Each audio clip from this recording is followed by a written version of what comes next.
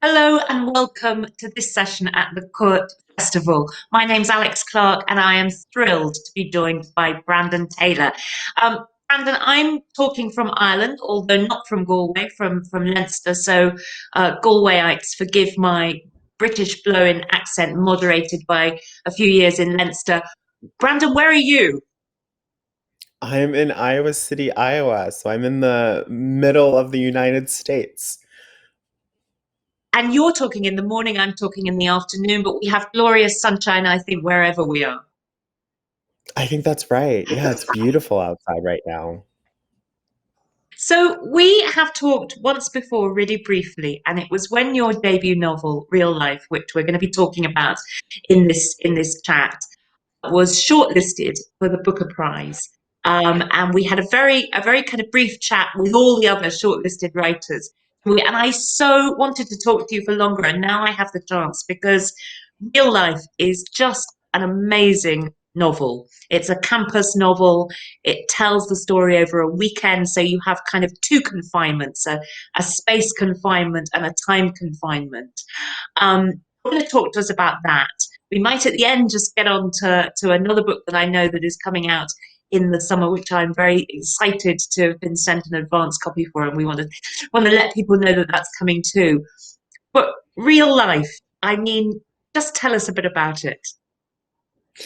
Yeah, so as you say, it's a novel that takes place over one of those pivotal summer weekends in the life of a graduate student, Wallace, who discovers that his sort of summer-long research experiment in nematodes has been ruined either through carelessness on his own part or sabotage in the lab, perhaps. And it sets into motion a series of personal reckonings and really difficult conversations with friends and colleagues and peers as he really reckons with like why he has chosen, the life of a researcher for himself, and is it what he really wants. And so, I think about it as being a book very much about that moment in a younger person's life when they realize that they've made a set of concessions to survive their circumstances, and what happens when suddenly, now that you've survived those circumstances, you've got to figure out how you really want to go out into the world and live your life. You said a really interesting thing. You've said many really interesting things in interviews. One that I noticed was the book follows your biography to a certain extent. This was a life that you lived too as a bioscientist, a biochemist in grad school. And you said, yeah, you would lift the framework of your life into this book so that you could save your invention for things that really matter. And I thought that was really interesting. I wanted to know what it was that really matters that you wanted to get to the heart of in this book. And you thought, okay, I'll put my life in there and then I can just start doing the rest of the story. I mean, before I tried to write longer projects, and they always fizzled out because I would get distracted by like wanting to give an elaborate backstory to this person that the main characters would meet at a cafe or something, or I would spend all this energy like trying to invent a town and all the people in the town. And so when it came to like writing a plot, for example, or fleshing out those character relationships, I had already expended all my energy and imaginative resources making these really elaborate sort of micro dioramas in prose. And I decided I didn't want to do that. And so, yeah, I took the surface facts of my life. So that I knew what the starting conditions were. And I tried to save all that energy for coming up with interesting moments of tension, sort of paying really close attention to the way that people talk when they're at a dinner party with friends in a late summer. I felt that having saved all that energy, I could then just pay really careful attention to things that interested me and not spend it, giving a backstory to the mailman or giving characters in cafes backstories when they didn't really matter to the main plot. And so, yeah, I mean, it was, to me, the things that really mattered were conversations between characters, confrontations between characters, and sort of trying to mine those deeper, I think, philosophical questions about intimacy and fear and trauma and all that other stuff. We get into that right away in the book. So we are immediately put on a summer's night by the edge of a lake with everybody having drinks. Now, I think this is a fairly sort of common scenario for American university students. I think it's possibly partly weather related, less common for people in the kind of our part, Ireland and the UK's part of the northern hemisphere. But there is that great sense of kind of carnival and unleashing tension, and it's really sort of familiar to us from kind of US sitcoms and all that sort of thing. That kind of energy of loads and loads of young people together and pitchers of beer and that kind of thing. And the idea is that there's this great sort of youthful zest and energy and happiness and camaraderie. In your case, the edge of the lake is kind of actually slightly poisonous, the lake. And it seemed to me that is introducing us to an awful lot of tension under the surface. Just tell us a bit about that kind of opening scene and where we go from there.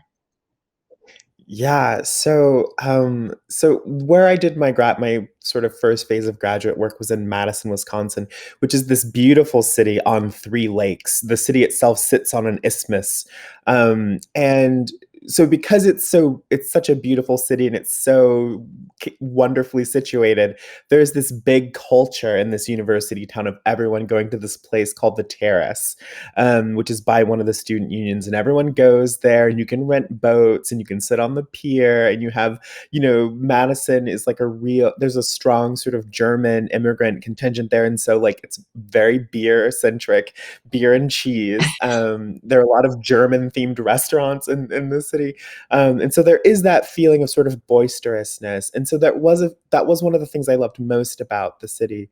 But I lived in that city for 4 or 5 years as a queer person of color, and so it was also a very fraught space. And one of the challenges to writing about Madison was trying to capture so much of the beauty and the magic of being in a place like that, the sort of allure of it, while also maintaining a fair amount of verisimilitude about the various tensions of, going there as like a queer person of color and like sitting out there with all your friends, and you're like, oh, this is great, this is wonderful, but you're also deeply aware of all the sort of social tensions that are alive. And for a character like Wallace, he's so on guard at every moment. I don't think that he's ever Mm. had a moment in which he's ever been relaxed. And so it was a lot of fun to write one of the great, like, iconic moments in Madison life, which is going to the Terrace, but from the perspective of this character who is so on guard and on the lookout for every little thing. So I mean, it was a lot of fun to give, the reading public a little bit of what it's like to be in Madison on those stone steps. And as you say, on those terms, in the mind of Wallace, which we are, and what we get from the absolute get-go is that he is, as you say, he's on guard. He's so kind of withholding. He's so private and internal. And at the very beginning, we discover that he hasn't even told his friends that his father has recently died. And that's kind of just one of the things that he's holding inside himself. I mean, he is not having an easy time. I mean, just tell us a little bit about Wallace. Yeah, so Wallace is someone who had a really difficult and some might say traumatic childhood and upbringing. And his main strategy for surviving that was getting out of the South and being a high achieving, sort of academic minded person.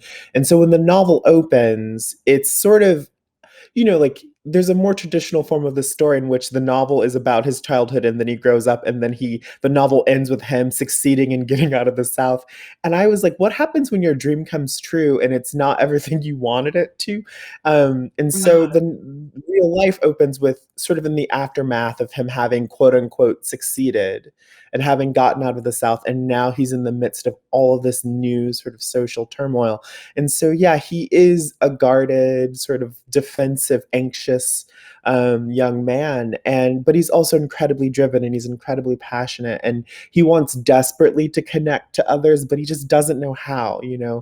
Other people, he sort of watches them interact and talk and engage with each other, and he's always wondering, just like, how do other people know how to do that? How do other people know what to say in social situations? How do other people know how to be close to one another? And so he's sort of gotten by aping what the other people do by sort of Mm. mimicking them. But what I think the novel reveals is that he's sort of reached the sort of end of the functional utility of mimicking it. And he's like, I've been faking it all this time, and I don't know what to do now. I'm now in a situation where none of my acquired, mimicry skills are helping me negotiate these incredibly complicated, fraught realities of being like a young person in science. I mean, it's a difficult, brutal, you know, row to have to hoe. It's hard, yeah. I mean, what comes out so kind of powerfully, and why I just found the book such a sort of immersion read. You're so with it, and you know that it's just going to be for this weekend, and stuff is going to happen. But that it happens socially, as we've just kind of touched on there, and also in the lab, where you know Wallace has lots of kind of close relationships, close encounters with people all the time, but he also feels, as you say, really separate from them because his life is one of constant hierarchies, constantly feeling he's not in a space that he has ownership of, the microaggressions. I mean, I'm guessing from what you say about invention, about wanting to let your powers of invention and focus on those. That's partly what you're talking about. You wanted to give a sort of fictional, imaginative, powerful space to those things. Absolutely. For me, fiction is a place. I think of fiction as like a virtual space to turn over questions that come up in my own life just in the course of moving through the world. And fiction allows me to go back to certain moments in life and to to let it play out differently and to imagine what would happen if this person had done this or that person had done that. And so, yeah, I mean, by using things at hand, material from life or from whatever, I could then bear down on those moments and, inhabit not just Wallace's perspective, but the perspective of the other characters, in the novel. And so, like, the novel is very much from Wallace's perspective, but, writing the novel was also this exercise in empathy because I suddenly had to sort of sit in the mind of people who might say really awful, racist, classist, sexist things to Wallace and let those people at least have the benefit of their own convictions. Even though I may not agree with some of the awful things that those characters say to Wallace, they're still coming from, I think, like a genuine human place. Places that, sometimes are mistaken and not the most generous, but they're still coming from a deeply human place. And so, I felt like the novel was an opportunity to try to get in the heads of people who had said really awful things to me in my actual life. And so, yeah, I mean, the novel was an exercise in invention, not just in terms of like Wallace's point of view, but also the points of view of people who he comes up against in social interactions. And I mean, when I should be clear, when I say invention, I mean the things are not sort of made up, as in you've drawn from things that happen to Mhm. you, situations that are real, happening to you, happening to other people of color, queer people, for whom this is not a natural space in the sense that they are white dominated, they are middle class dominated, and there is simply no sense of a space being made for Mhm. people like Wallace. And I think that shocking moment in the book where he essentially becomes made all too aware of the hierarchies within the lab, where basically his incredibly detailed hard work is kind of brushed aside because somebody else is being fast tracked and that person is a white woman, and he himself becomes kind of accused of, in a sense, just not being particularly careful of women's feelings, of misogyny Mhm. at bottom. I mean, that must come from a place of, from you, from a place of anger that that has happened and continues to happen. Yeah, I mean, I do think that anger is certainly a part of it, but I think for me, in the act of writing the novel, I wasn't trying to write from a place of only anger. I was trying to write from a place of like real human complexity because the fact of the matter is those are incredibly complicated relationships. Mm. When I was a research student, I worked in a lab that was me and like 10 white women and a couple Asian American women. My lab was almost entirely female. And I felt comfortable in that lab in a lot of ways, but I also felt like they would say and do things to me that were invalidating. And they felt that they had a right to say and do those things because, oh, but they're women and they don't have power because they're women and sexism and all of that stuff. And so I was always in the context of my work and academic life having to negotiate like, okay, there are things that I don't see because I am a man and so there's some parts of your experience that like I need to be really careful of and to make sure that I'm acknowledging that like I have privilege in ways that you don't. But also you have privilege in ways that I don't, and like those ways could get me killed, you know. And so when writing the novel, I was like, how do I make sure that I'm being fair to everybody, you know, in those situations? And I mean, it's difficult. I mean, frankly, it's like really, really challenging. And I'm glad that I don't run a lab because to have to like, sort of look out for everyone and to make sure that you're not letting your biases dictate how you behave. But I think that that's true of all life. I think all of contemporary life is governed by these hierarchies. Mm. And where I think privilege comes into play is the degree to which you are aware of these hierarchies, because some people have the benefit of not having to pay that close attention to them, and others of us don't have that same that same luxury. And I mean, and so it was difficult to write, but it was also a lot of fun to write in the novel. I felt like it's a great source of like tension and drama, and it was a lot of fun to sort of look back at some of those weird, funny moments in life caused by the fact that I was above certain people in some hierarchies, but below them in others. And how do you negotiate being a human to another person in a situation like that? Yeah, exactly. And it is, I mean, I should say, it is really funny as well. There's lots of kind of humor in the novel and sort of that kind of, that sense of the absurd, the ridiculous of, and one of the things comes from the fact that this guy that we're kind of really getting into what he's doing with his life is working on worms, on nematodes. And I have to say, I'm glad I don't run a lab because I don't know the first thing about it. And when I started reading this book, I thought, oh God, it's a science book. And I have I just can't hold it in my head. It's so gripping. Like, I got really into the nematodes. And when things happened to them, it was bad. I mean, I didn't understand a lot of it. I found it really interesting. And I just actually want to know how you did that. 'Cause, you're quite inviting on the biochemical level.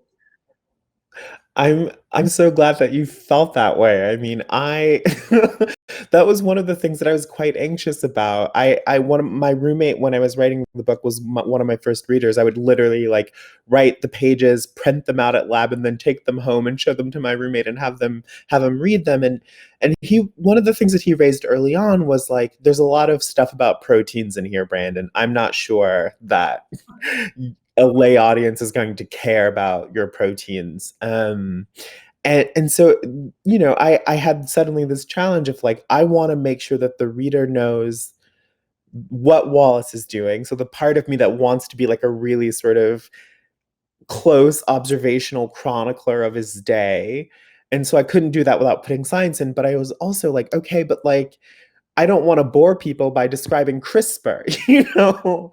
And so then I mean, it was difficult. And so where I came to it was this idea of finding the poetry in it, finding the urgency in it and the feelings, like locating within the details of the endeavor why Wallace felt compelled to do it, and showing the reader how I see science, which is not, memorizing facts and tables and pouring things into vials. To me, science is just another way of knowing the world and observing the world. And I wanted anybody to be able to pick up the book and maybe not know the exact details of what he was doing, but to feel how he felt, when he did it, to feel moved by it and provoked and to feel gripped by his work. And so to me, it was no different than, like when a pastor gives a great sermon, you may not know all the details of the scripture, but you feel what they feel. You feel that sort of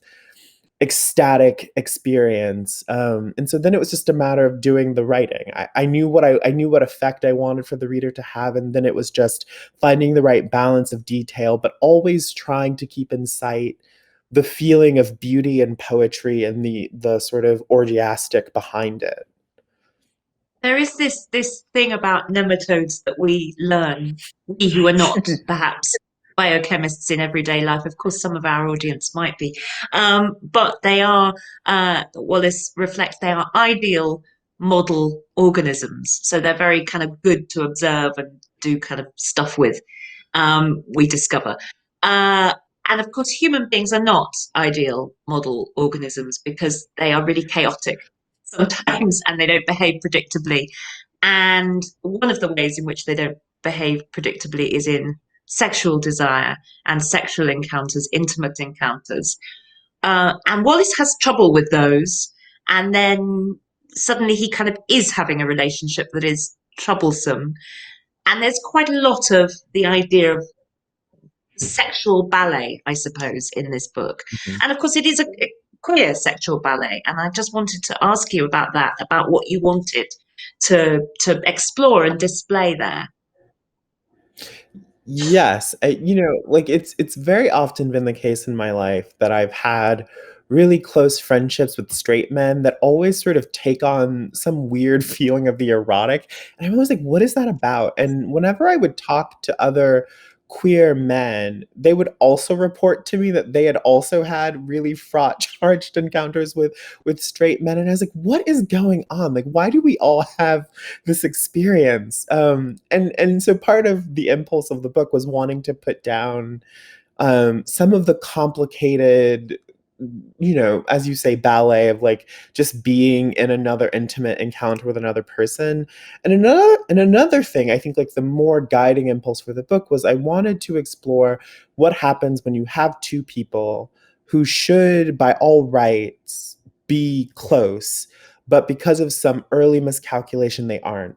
And what happens when you let those two people, in a sense, re-encounter each other and all of those natural affinities are allowed to flourish and come to a head, and they then, at least for like a temporary moment, are allowed to have the relationship that they should have had all along. And so that was a lot of fun to do, the sort of re-encounter that we get to do sometimes, like the person that's been there all along and suddenly they come into focus. I think that's something that many people have related to. And so then there's that part of it. And then the other part of it is what happens when two people who have no other intimate language other than violence. Like the only way that these two people know how to be close to another person is either to cause pain or to be harmed. And what happens when those two people are suddenly intimate sexually and romantically and emotionally? When does that sort of primacy of violence come to a head, and how does it impact this new very fragile connection? And so Wallace sort of falls into an entanglement with a friend Miller, and it's great for 2 days or something, but then all the sort of natural tensions that were there all along come to a head, and suddenly they've got to negotiate pasts of trauma, and is it ever possible to be close to another person? And so that was all fun to explore, especially within the context of like a queer relationship, because that's something that I was really hungry for. Especially in the space of like the campus novel, I really wanted to sort Mm. of put a queer relationship, even if it's not the healthiest or most romantic. It certainly felt like true to life in some sense. There is, of course, as you say, there is that rewriting or sort of entering the space of the campus novel, which evidently you like as a genre, I think. Otherwise you wouldn't have wanted to write it. And it has been over decades. Campus novels have been very popular and used to explore all sorts of things and in different modes, comedies and polemics. What was the kind of model you had in your mind? I mean, I know partly this was about disrupting that model, but what were the kind of campus novels that you had admired before you sat down to write? Yeah, I mean, I just really you're I mean, you're right. I love campus novels. I love any novel that has a campus in it. And so I was thinking about books like The Secret History and Alexander Chee's Edinburgh, which not many people think of as being a campus novel, but it absolutely is. Like most of that book takes place on a campus. And also thinking about, in some sense, I think even Hanya Yanagihara's book could be construed as a campus novel, at least for the first half of it. And of course, A Separate Piece and certain parts of Lauren Groff's Fates and Furies take place within a sort of campus situation. And then, of course, Curtin Sinfeld's Prep. Like, there's so many just like incredible incredible campus novels. And so I mean, I think like I was just thinking about the space of the campus, thinking about the space of academia. And most campus novels I read are about English professors or they take place in the humanities, and I really love that. Mm. But I've never been an English major. I've never really spent a lot of time over in that part of the campus. And I really wanted to write a novel about science and about what it's like to be a science student. And so it was just sort of like marrying the two things I love most, being science and fiction about people in academia. And of course, campuses are places, which is the thread that's run through our conversation so far, where people come. They come from places, they come from a whole variety of places. They are at once leaving those places behind, and they can then try on all sorts of identities. But as we always know, you can't leave stuff behind. And what is outside the campus in real life is always really fascinating to us. What is going on in Wallace's past, in Wallace's life, and all your characters, in fact, that is the thing that has informed them up to this point, and how do you kind of navigate that space? So Wallace has not had an easy life up until now, has he? No, he hasn't. As Wallace, as a young child, was sexually abused by a family friend, and his parents didn't really champion him or love him or support him in the wake of that. And he spent most of his childhood, which isn't rendered in any sort of great detail in the book, but he spent most of his childhood feeling estranged and alienated from the people around him. And so on top of trauma, he also had this deep feeling of alienation and isolation and exile in some sense. And he, I think in the book it says something like he felt that he needed to leave the South in order to find himself, because he felt that he was so incompatible with being a Southerner, and only upon arriving in the Midwest did he realize how deeply Southern he actually was. And so the baggage that Wallace brings to the Midwest and with him to this world, and baggage that he ultimately wants to leave behind, is like a sort of long trailing comet of trauma and violence and just wanting to be done with all of that. And so his way of coping with it is that he has sort of put it in a box and sealed it up, and he doesn't think about it and he doesn't let it intrude into his life, except now it has begun to intrude into his life because his father has died. And that's sort of the thing that sets into motion when the novel opens, like this sort of cascade of things that he can no longer keep at bay. I had a great sense of Wallace in the book, and it kind of relates to something I said earlier when I said, it must have felt a very angry book to write in some ways, and you pointed out and correctly called me on that and said, well, it wasn't only anger. That's not what you wanted to do. And of course, anger and violence that are in the past are very frightening and kind of dangerous things. And as you say, they're more frightening and more threatening and dangerous if you're a certain person than if you're another person and you have more luxuries and privilege. Um, but I was so interested by Wallace as this incredibly kind of peaceable, calm character with all this trauma underneath. It struck me that was an exceptional thing to contain in a book that's kind of it's a short book in a short period. It was a very ambitious book to cram everything into this tiny time period.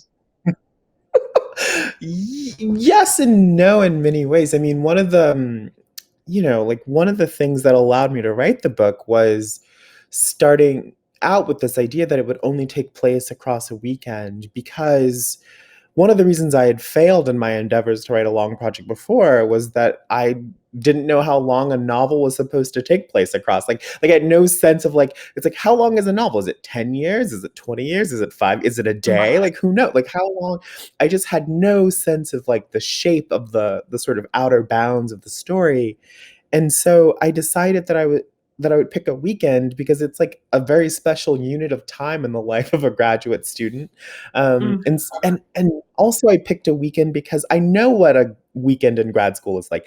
I know exactly like how it feels. I know how time feels across that unit of time. And by deciding on a weekend, I knew when the novel opened, I knew when it closed, and I knew that if I wanted the book to have a feeling of depth and substance to it, I knew that I would have to find a way to get us past in there, and that I couldn't just sort of let it unspool completely, that I would have to be really careful and meticulous about when things are revealed about his past, and I would have to always make sure that I wasn't letting the past take over the present narration of the book if I mm, wanted to have a feeling of momentum.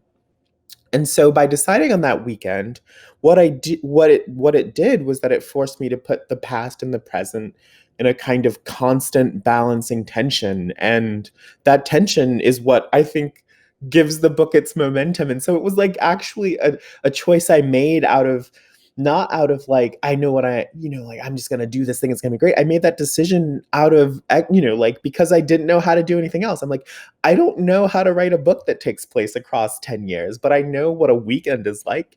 And so out of my own weakness, I made this decision. I made this constraint, and that constraint just gave me such freedom to sort of play and write. So mm. it was the best decision I ever made about a thing I couldn't do. It was great. Now that kind of brings me on to something that I think for our audience, and particularly for the aspiring writers in it, will, I mean, it's just unfathomable and may even drive them wild. Your Booker shortlisted debut novel took you 5 weeks to write.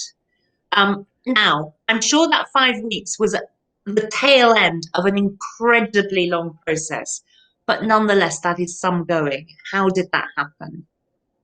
Well, I mean, it sort of wasn't at the, I mean, a long process in that, like, I've been writing my whole life and etc. Like, yes, it's sort of, you write your whole life, and then one day you have a novel, it sort of bursts out of the ground like a tree or something like that. But I mean, I had a literary agent who kept asking me to write a novel, and I decided that I was finally gonna like get serious about it, and I was gonna do it. And so I sat down and started writing real life, and I did write it in 5 weeks, and it was an intense 5 weeks in which I did nothing else except go to lab, work in lab, and then write while my enzymes were digesting or something like that. And I lived inside of the world of the novel. And part of that came from a decision I made wherein I didn't want to give myself a lot of time, because I felt like if I gave myself a lot of time, then I was never going to finish it. I was like, if I give myself 5 years to write this book, I am never going to finish it.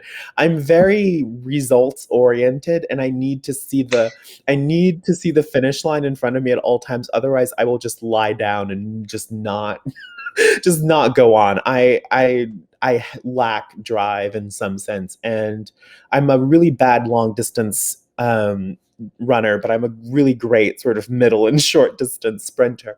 And so the novel was composed in a series of sprints in which I would write 2,000 words, 5,000 words, 10,000 words a day. And it came out in a really intense burst. But the downside to that is that I started real life in April of 2017, finished real life in May-ish of 2017, and I did not write another original word of fiction until January of 2018. Right. So So I you basically kind of collapsed then. That was done. yeah, and it was terrible timing, because I left my PhD program in science right after I finished the novel, went to a writing program, and I couldn't write for my whole first semester. I couldn't write any, like, I felt like you know that feeling when you first wake up in the morning and you can't make a fist because your arms are asleep or something like that. Mm, I just mm. had this feeling of numbness, but like in my mind. And I was so terrified I would never write again. And my friends who are all writers and much wiser and older and more skillful than me, they would say, it took you your whole life to write your first book. It's okay to take some time off. It takes you your whole life and you use up everything in that first book. And they would say to me, you write your first book because you have to.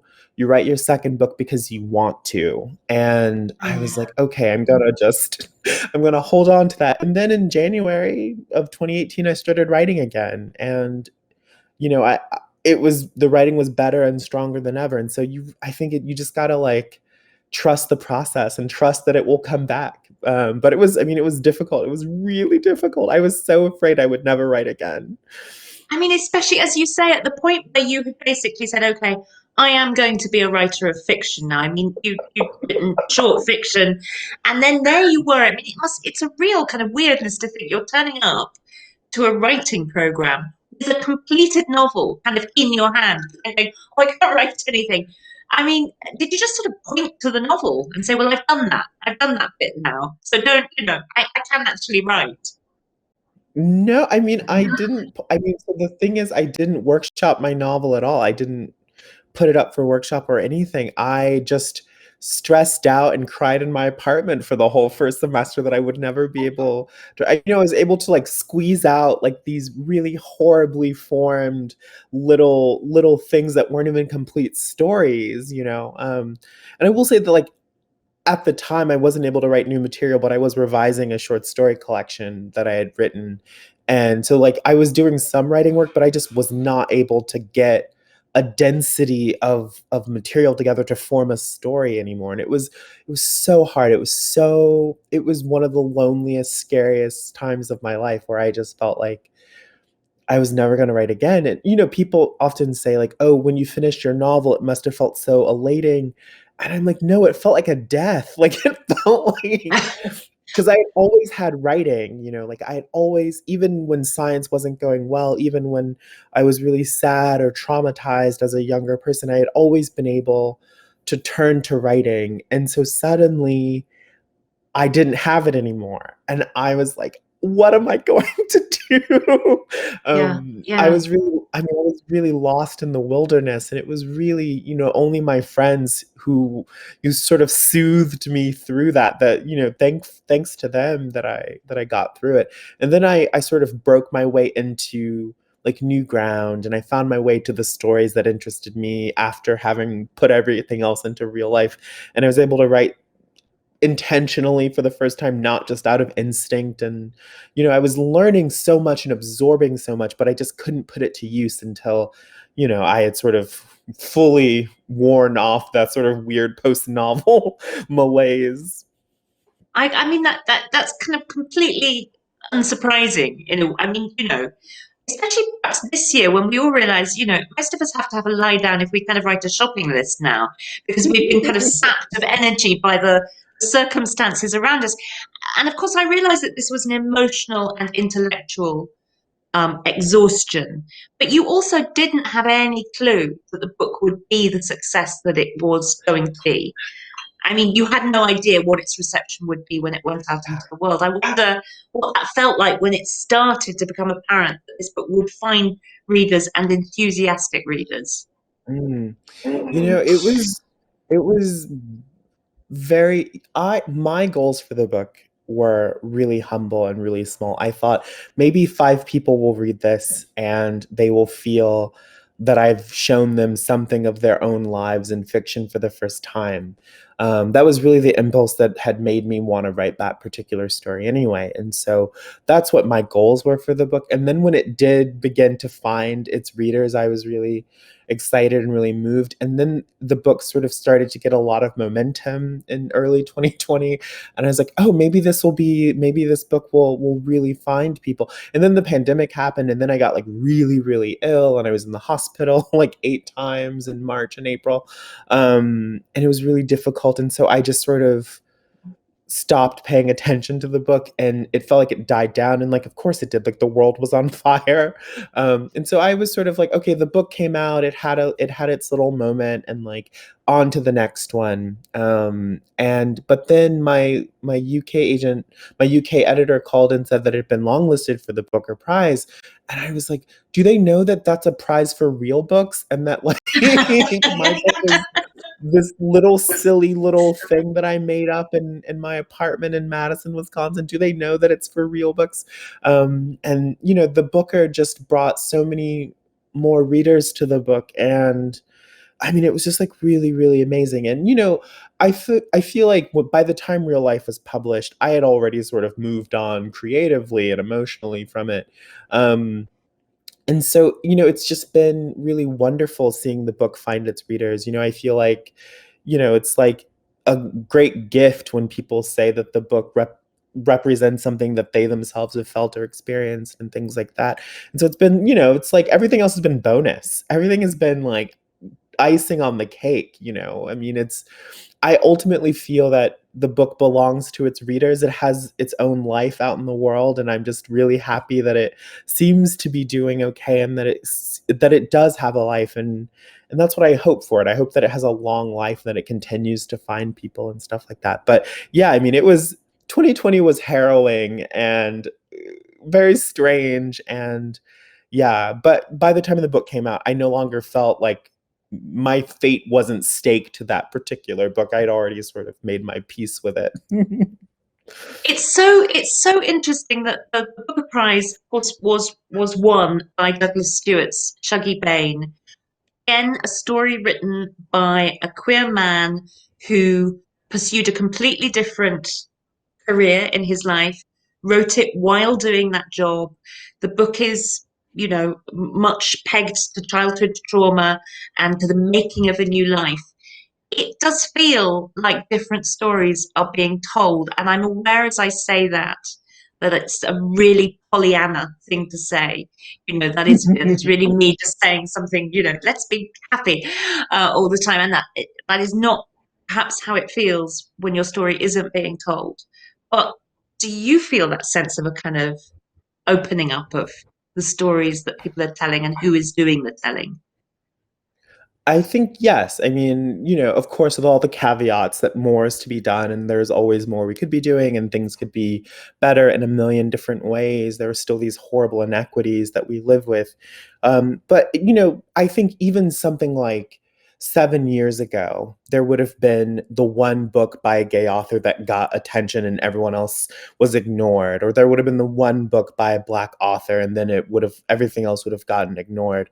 And it feels like even in the United States, I get to be a part of this incredible cohort of other Black authors, and other Black queer authors. The fact that, you know, like my publisher, the same year that they published my book, they also published Brian Washington's book, Memorial. Mm, And it's like mm. one publisher is one very, I think, like prominent US publisher putting out two books, at least two books by Black queer writers about queer life in America. I mean, that to me feels miraculous, you know, that you can have multiple books that speak to different facets of maybe a sort of obviously similar experience, but from drastically different aesthetic places, and all this other stuff. And then you have like Raven Milani, who's going to take over the world, I'm sure, and C. Pan Zhang, who's like rewriting the American Western. I mean, it's just, I feel really lucky and really blessed to be a part of a cohort of incredible, fierce talents.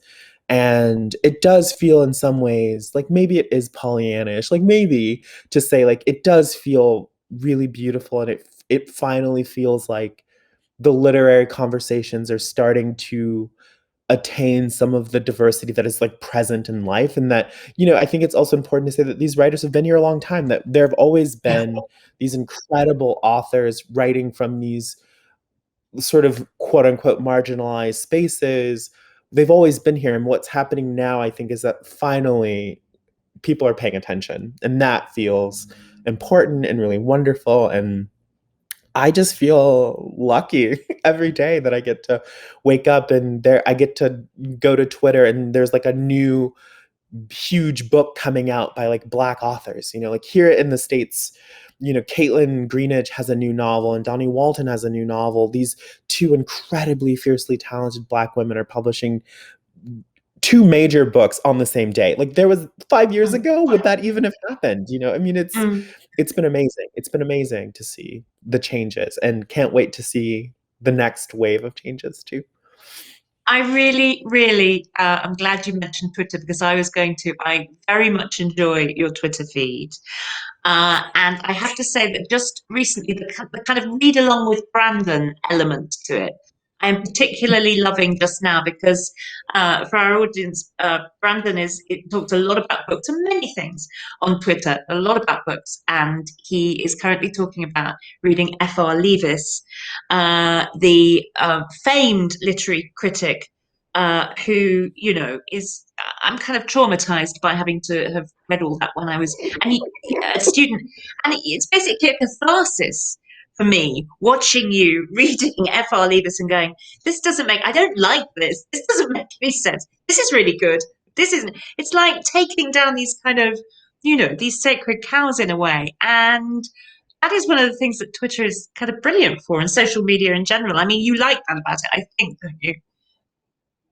I liked what now? You like that thing that you can say what you want. You can be open. You can just say this is rubbish. I don't like it. That's what you like about it, I think. Yeah, that's one of the many things I like about it. I mean, sometimes you have to be careful that you don't topple the wrong sort of prized sort of but I do like that part about Twitter. And I was not trained as an English major or humanities major. And so I'm coming to a lot of these, foundational books on criticism and literature like really late in life. And so I'm coming to them as primarily as like a fan and someone who wants to learn about them. And so picking up F.R. Leavis, I was like, oh, let's see what this is about. I was reading The Great Tradition and I was like, I don't like this part of it. I like this part of it, but it's like I agree George Eliot is a genius, but I don't know if this is the book that I would that I would stake that claim on and things like that. And I tweeted last night that I thought F.R. Leavis sometimes was a bad writer, and so many people DM'd me to say that they had felt that, but had been shouted down, in their classes for saying so. And I was like, well, I'm glad I could speak truth to power, I guess.